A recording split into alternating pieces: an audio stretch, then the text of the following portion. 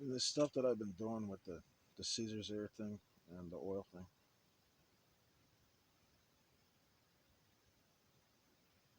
I have some very, very serious opposition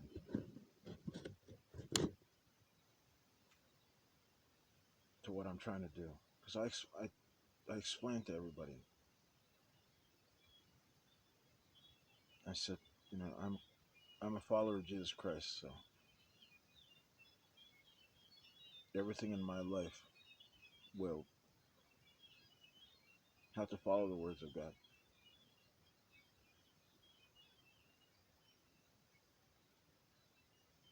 That includes my oil distribution, oil sales, and everything that I do. That includes my positions as being Caesar's heir. Because Jesus said, "What does it profit a man to gain the whole world but to lose his soul? But what shall he give in exchange for his soul?" So basically, the Lord has handed me the entire world. I mean, everything, all of the money in the world, all of the power and legal power in the world.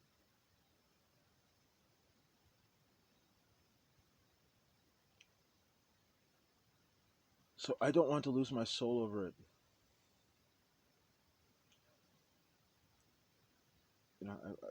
I worry about my own salvation, because it doesn't do me any good to lose my soul. So what I've told myself is that I just have to follow the words of God, because that's what's going to save me. That's going to save my soul. So I made sure that everybody understood that.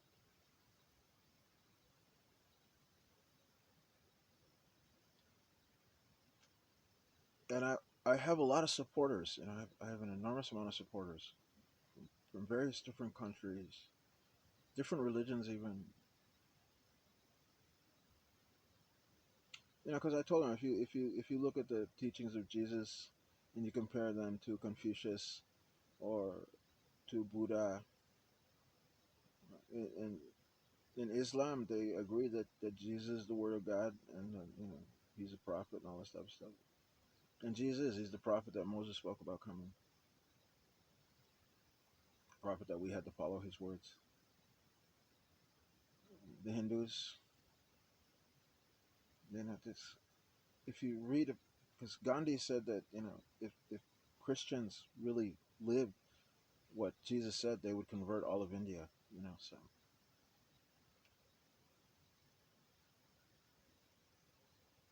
my opposition has come from two places really. One is from Luciferians. There are Luciferians in this world, and they are totally against me. And these are very, very powerful people, and they want to do bad things to me.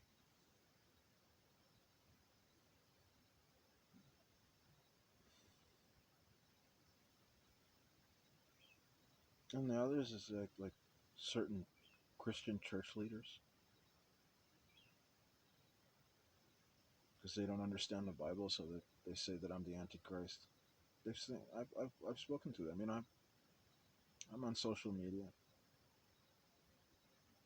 so I've talked to these guys. Like, well, I don't want to call any names, but there's people out there that they think I'm the Antichrist. They're convinced of it,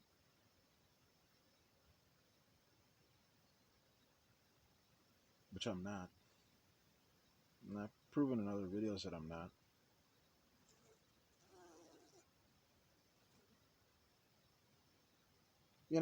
Preachers will stand up and they'll talk about getting mansions and stuff in heaven or whatever, and all these good things that they're gonna get. And that's probably true. I mean, there's a lot of good things in heaven, but the thing I worry about is water.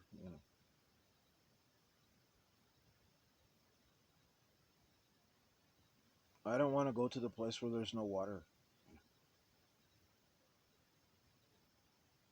Even if I'm the last man into heaven, I mean, if I made, I'm just the last one that just barely scraped in or whatever. I mean, to the kingdom of heaven or whatever. I mean, at least I got water. If I can be the doorman, that's fine with me. But at least I can drink water.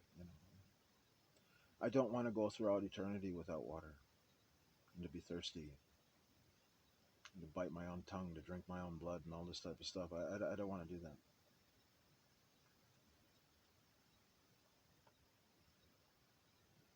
So it's like I said in other videos, I won my court case on this whole Caesar thing and on my this whole oil thing. I won on May 20th, 2020.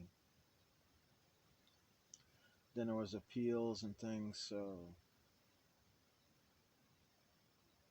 on May 28th, 2022, went past the 2 year mark. So from my understanding, there's no more way to appeal. So I've won. But uh,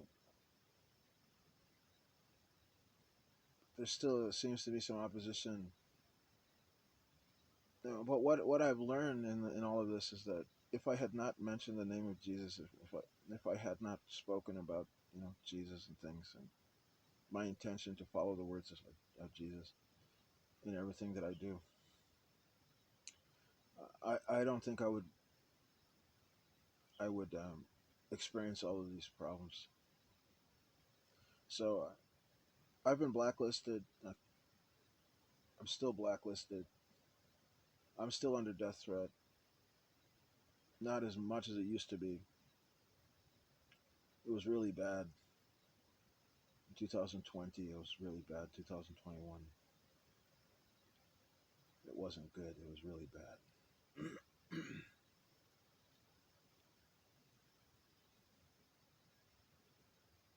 But God preserved me, and here I am. And they're still saying, there's still some problems or whatever. Stuff. But I'm thankful for it because Jesus said, "Rejoice if if you go through tribulation because of me, because of Him, because of His words or whatever." So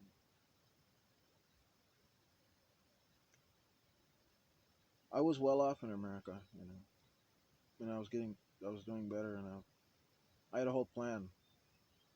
You know, in 2005, before this prophecy happened, it's sending me back to Papua New Guinea. I was doing well. I just bought this beautiful house in Tennessee, and I was in line for a promotion, a big promotion. I'm gonna go live down in Florida. I was gonna be the chief of guards on a military base in Florida, so I probably would have bought another house.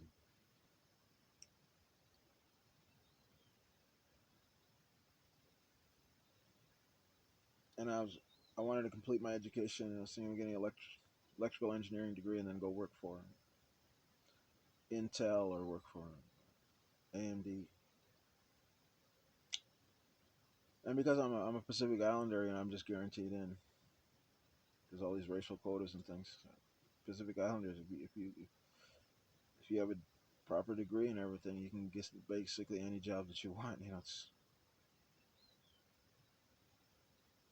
and electrical. I was told by a guy who wasn't. He was an electronics engineer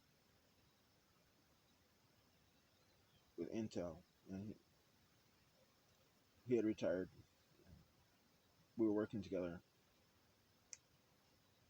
He had retired from Intel, but he was working a side job or whatever. We were working security together in Fort Campbell. So these older guys, they had a lot of money, and I was the type of guy that I like to ask them questions.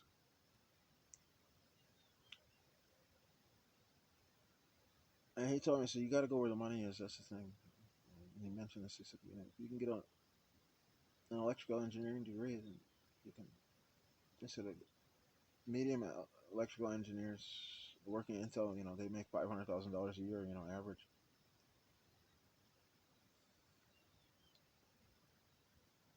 So I was only a couple years away from doing that, but plus I was, I'd already got a promotion in my job. Well, I had offered a promotion for chief of guards,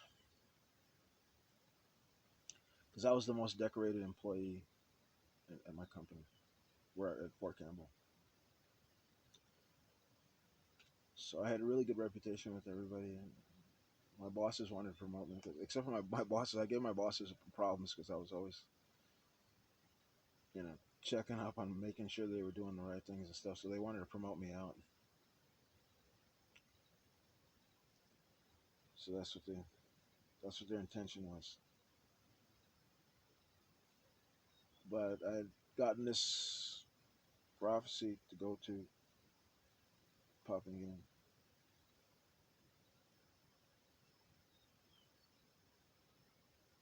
So I was like the rich young ruler, because my job, I basically ran the place. What I said, they did. I was like the informal leader. I wasn't a sergeant, I wasn't a lieutenant, I wasn't a chief of guards, but I was the informal leader. I was the guy who wrote to home office whenever anybody was messing up. So, they respected me for that because I had gotten my chief of guards fired, and I'd got lots of sergeants fired. So I was like a dangerous guy in the company. So whenever I made a suggestion, people followed it.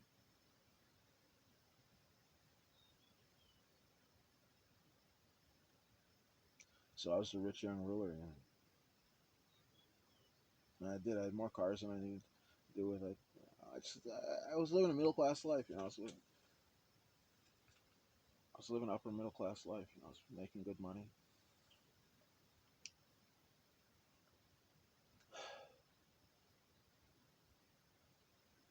And then God came and told me to leave everything and go to Papua New Guinea.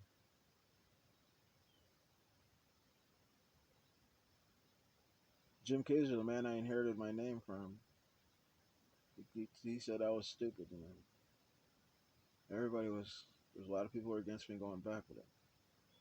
I knew my soul was on the line. I ended up I had a wife and two children. Well, three. One was, my wife was pregnant at the time. And my two older children, I had, we had, I had homeschooled them. So I had raised these two kids. And I remember debating one time with Jesus. I said, Jesus, I want to follow your words, and I want to do the things you want me to do.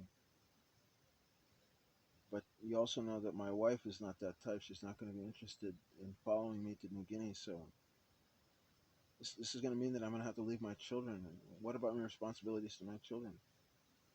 And he told me, he said, I will not accept that as an excuse. Just point blank.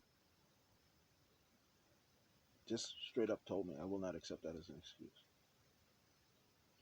And then he reminded me of the scriptures, in the Bible. If you love your wife and your children more than you love me, then you're not worthy of me.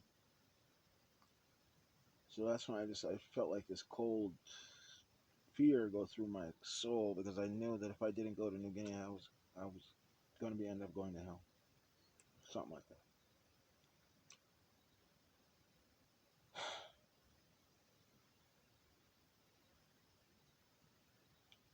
So I left with the intention of reuniting with my family in 6 months. Then I got all caught up in this oil thing, and then I got blacklisted, and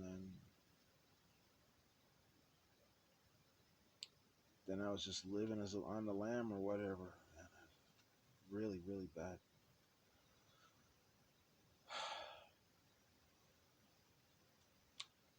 But Jesus assured me that he would be with me. So,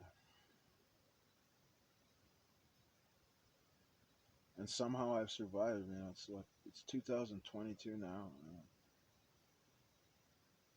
17 years. Man. My kids are all grown up.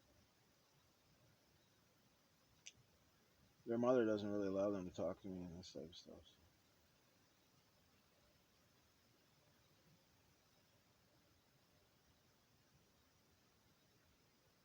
So I have suffered greatly. Lost everything. Lost my kids.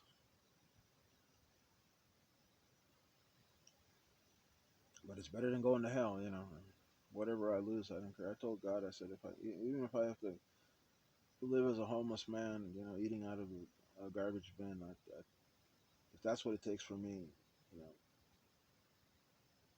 to go to the good place, then I'm willing.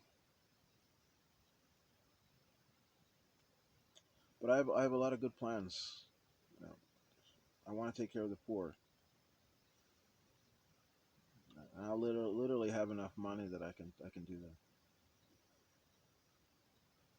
I want to take care of the homeless people. I want to build houses for them.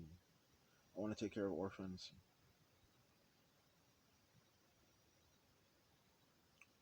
There's lots of things I want to do that I financially can do.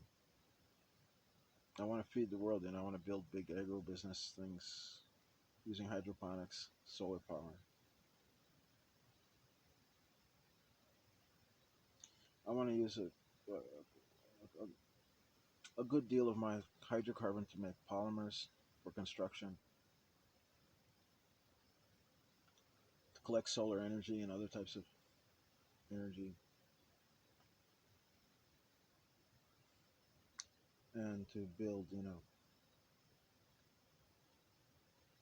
it's agro business.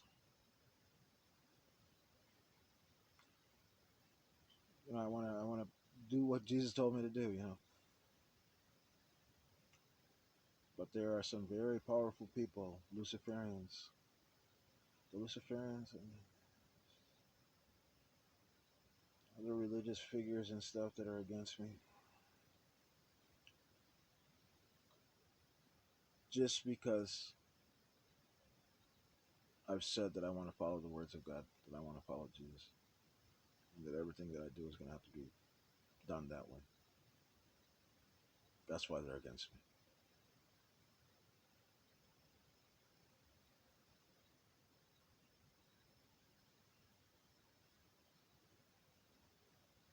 Jesus isn't a very popular figure in this world now.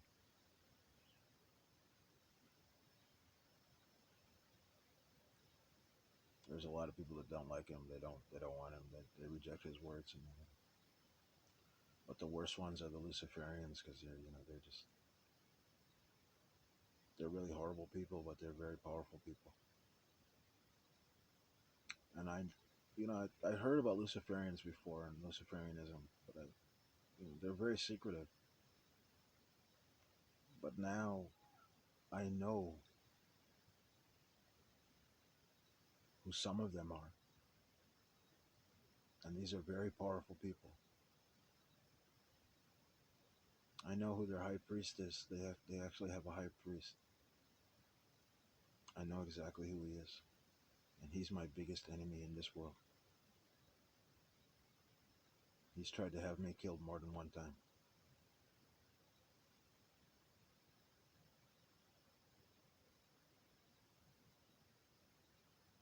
So I learned things that I really would have rather not known, but now I know. You know, light and darkness cannot coexist. Where there is darkness, there is no light, and where there is light, there is no darkness. So if you're a high priest of darkness, the last thing you want is anybody bringing in the light. And they're very, very horrible people, and they do very, very horrible things that you just wouldn't imagine. And you hear rumors of it, but it's really bad. So those are the ones that are against me. The real agents of the devil. Some, you know, some in the Christian church say that I'm an agent of the devil, which I'm not. Just the opposite. It's like these people are working together. I mean, knowingly or unknowingly, you know. I suspect that some of these church leaders too, they're Luciferians. They're connected. That's what I suspect, but I don't know. They certainly seem both to hate me just as much.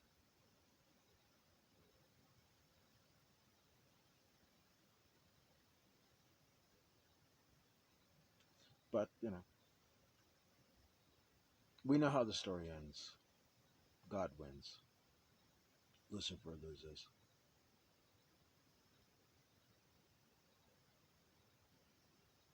And when the kingdom of heaven comes to the earth, there won't be any space for any Luciferians or any supporters of the devil inside of that space.